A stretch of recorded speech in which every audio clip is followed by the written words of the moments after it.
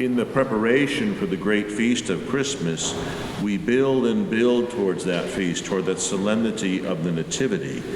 We build by our Masses, the first and second, and Sundays of Advent, and then next week is Gaudete, Rejoice Sunday, and the colors change from purple to rose. We build by the different feasts that mark the calendar throughout Advent.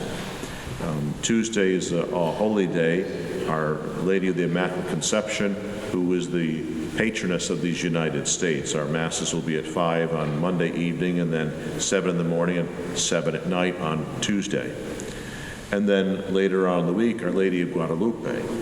Today is the feast of St. Nicholas. And at the previous Mass for the children, we had little elves to take their shoes in the vestibule.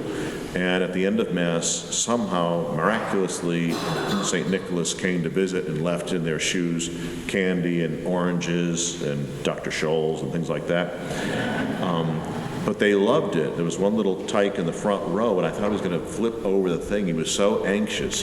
But that's good to expose children to the idea of anticipation, is that they needed more help keying them up. But what do? We prepare our homes. We're outside on ladders with bulbs that don't work, and we're at the tree farm slaying and capturing Christmas trees.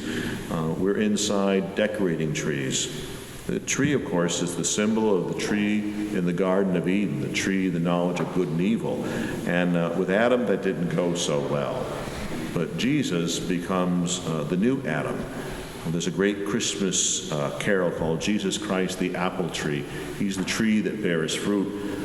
The wood of that tree becomes the wood of the manger, and the wood of the manger becomes the wood of the cross. It's all connected. All the symbols build and build.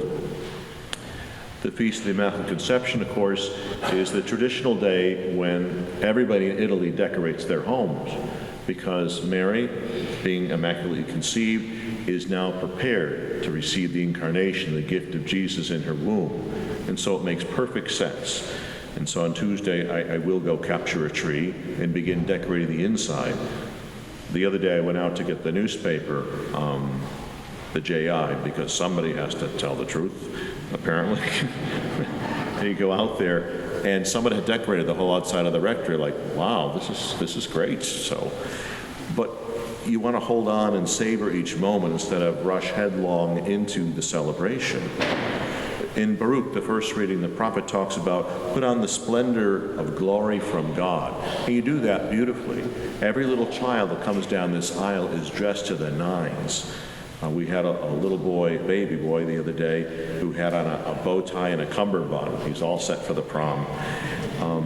We have our first communicants, and the girls have little mini wedding dresses, and the boys have the clip-on tie that hooks right here. And then our communion, our first confirmation students are all dressed up. I'm sure that's a real fight.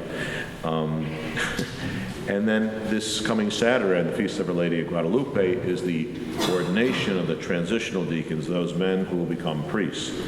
And they're all dressed up. You can tell because when they lay down before the bishop on the altar, it's all new shoes. And when they get up, they all slip.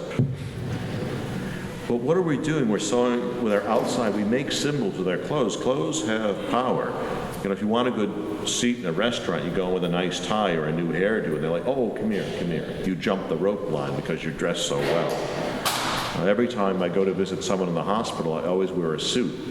I don't wear a warm-up jacket or anything because they come through out of respect for the person who's there.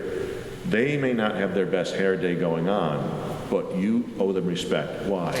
Why? Because the incarnation, Jesus participated and took on their flesh, and it's weak flesh.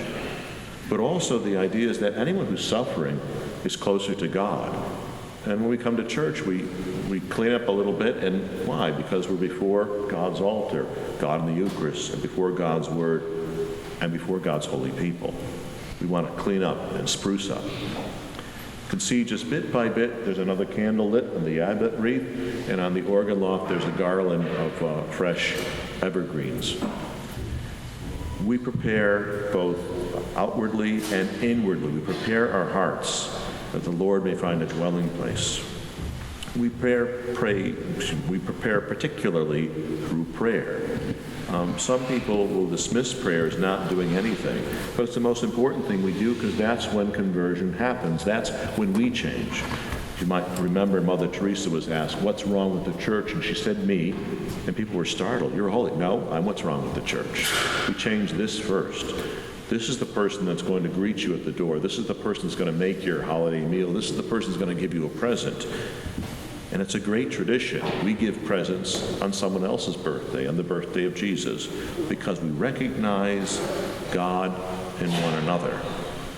So prayer is not useless, and we shouldn't be shamed for praying.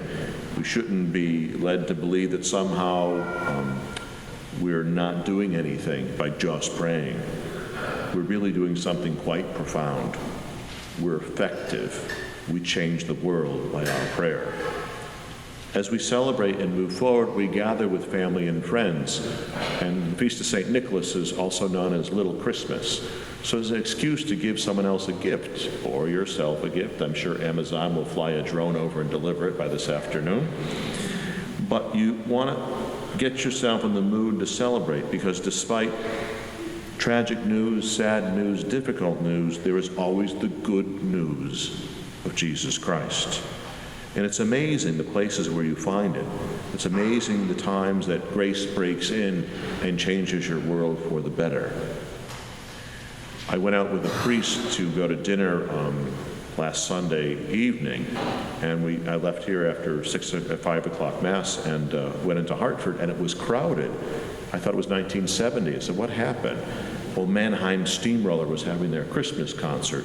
So I go into the restaurant and said, do you have a table for two? We'll eat at the bar. I don't care. I'm hungry. Oh, no, we have reservations. You could have them at 8:30. 8:30, I'll starve. So it's okay. We'll go see a movie. So we go over to Front Street Theaters, the fake Front Street, and we go to see James Bond, Spectre. And we're sitting there, just the two priests, and one of the characters, it was like Moneypenny or someone, says to James Bond, she says, why, given every possible option, does a man choose the life of a paid assassin? And 007 says back to her, well, it was that or the priesthood. But we were the only two that laughed in the theater. I thought it was hysterical. And it was kind of a neat thing because we were celebrating together our common priesthood.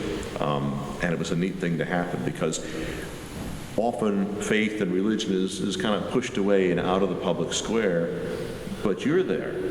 I'm there. We're part of society. We're part of culture. And at the root of culture is cult, meaning worship. We worship a certain way. In addition to the Holy Day on Tuesday, on Saturday morning, I've added a Mass at 9 o'clock in the morning for the Feast of Our Lady of Guadalupe. We'll do it bilingually, and the real reason is because you get to have those churros, those donuts that somebody ran over, and hot cocoa with chili pepper in it. That'll wake you up.